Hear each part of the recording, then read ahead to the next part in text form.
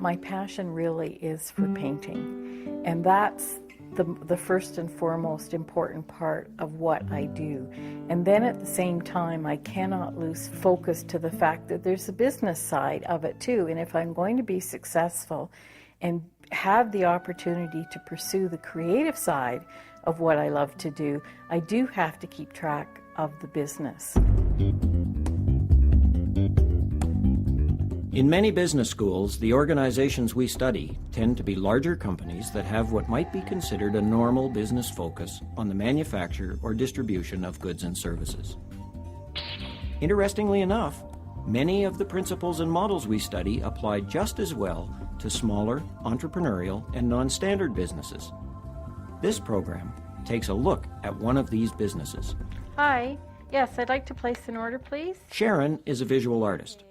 She lives outside a large city in Western Canada and specializes in landscape and floral scenes. She hasn't always seen her art as a business. Recently, she has noticed that a variety of information-based challenges and opportunities are beginning to occupy more and more of her time. Let's take a look at how Sharon is approaching these challenges.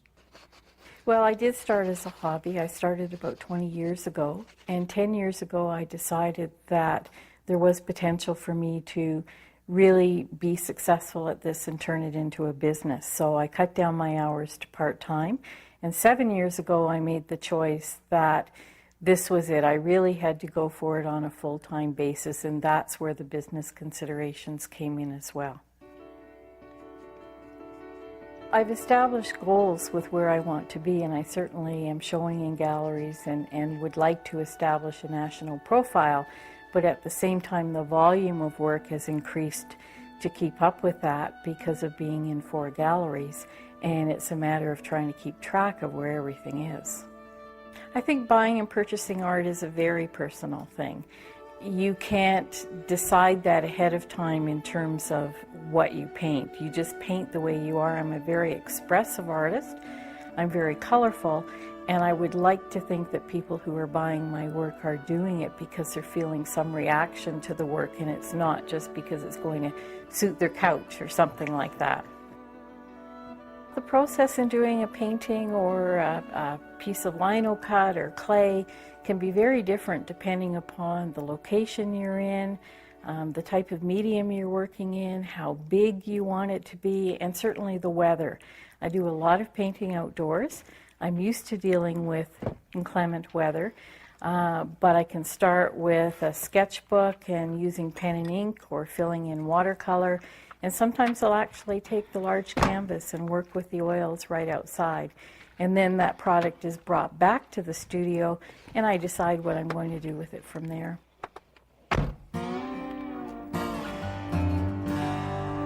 I do have a vehicle which is covered with paint that I call the Paintmobile, and I put all my supplies in there. They're portable in nature. There's portable easel, there's a paint box, there's a storage rack for different size paintings, and I do usually have a camera as well. And I will take a photograph of the scene. Sometimes that's a tool for me to use back in the studio. I use the photograph and my sketchbook back in the studio. The sketchbook I rely on more because I will make annotated notes about the color. What I have on location are very limited colors sometimes, so I will make notes. I'll say swirling clouds or yellow and green mixture, and I will use that. The photograph is primarily for composition purposes. Well, I get the materials locally and nationally. Over the years, I've developed favorite things that I like to use. I do need everything from oil paint to canvases to even shipping materials and business cards. So I have a little area in my filing cabinet where I keep catalogs, and sometimes it's a real problem keeping track of, what would be the best. Is there a volume discount for this place? Is there a certain time of year that some place has a sale? But as best I can, I try to keep track of those things. I probably paint about 80 paintings a year. The size, however, would vary. I mean, that could be from a little completed watercolor sketch right up to a 4-foot by 6-foot painting, and then ceramics. So I just have a sense of what I need, and I try to order in bulk, but it does vary. The number varies, and it's difficult keeping track of it all. What I try to do is to catalog the pieces upon completion. And when I say completion, I mean when it's ready to have a signature on it and get sent to a gallery for consideration. And I do that by using a catalog numbering system, which I started a few years ago. Seems to work for me. It gives me the year that I complete the painting in, and then the number that it is within the year, whether it's the 25th painting or the 50th painting.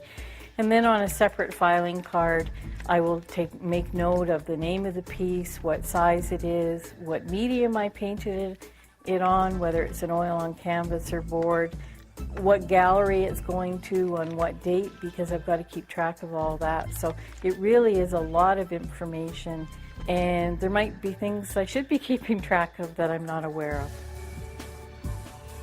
Well, when you work with a gallery, it really becomes their role to sell your work. Most galleries do not buy your work outright, and so you can sign the work to the gallery, and that's one of the things you have to keep track of when you have several of them.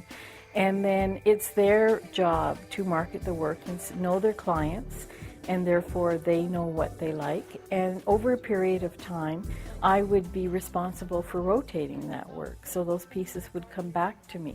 I would have to keep track of that, and then I would send them new pieces. Hopefully you'll have as much luck with this one as you did with the other one.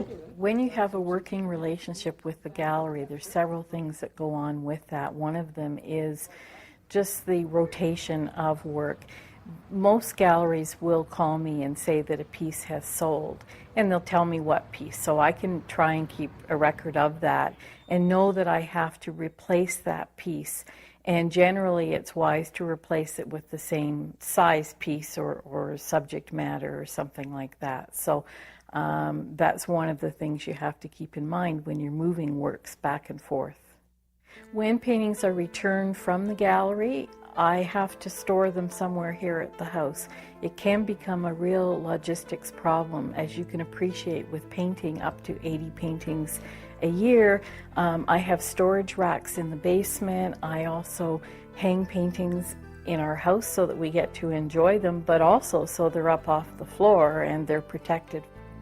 I do get requests several times a year from a variety of different charitable organizations to see if I would be willing to make a donation for their purposes. And I certainly do that every year. There is a sense of a personal art gallery here at the house. Certainly people do come to the house, friends and family, or someone visiting from out of town who has seen the work. Generally speaking, though, the gallery is your primary representation. It's a more professional approach, and also galleries in a certain city want exclusivity to your work, and that actually increases your credibility as an artist.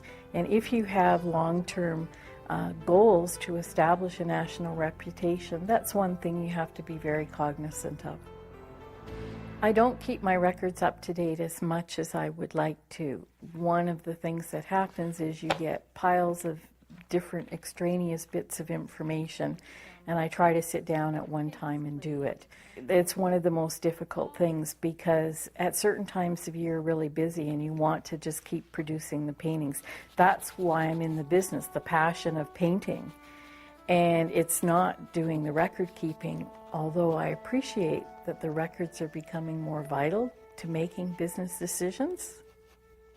As an artist, I find that there's more and more opportunity to use the computer for keeping track of things. I do make an attempt to scan most of my images so that I have a record of them, but then I have no place to put them. They're just scanned images. Also, I find that more of the galleries are starting to use email as a means of communicating with the artists. It cuts down on the time, and also then I can send them images and they can assess what paintings they might like. And also there are more and more art business type of newsletters that are appearing on the computer, and I can use those for a resource as well. But it's all very disjointed at the moment. It's little bits and pieces. And then I am being asked every so often if I have a website yet for my artwork. So I haven't made a full commitment to that, but it's something I think I certainly should be assessing in the future. If I'm going to be successful and have the opportunity to pursue the creative side of what I love to do, I do have to keep track of the business. And it's a really fine balancing act, because the reality is you do need to generate some income to pay your bills, and at the same time you want to have time to follow the creative process and the real passion for what you want to do. And that's the matter of the art of business, and then also keeping track of the business of the art.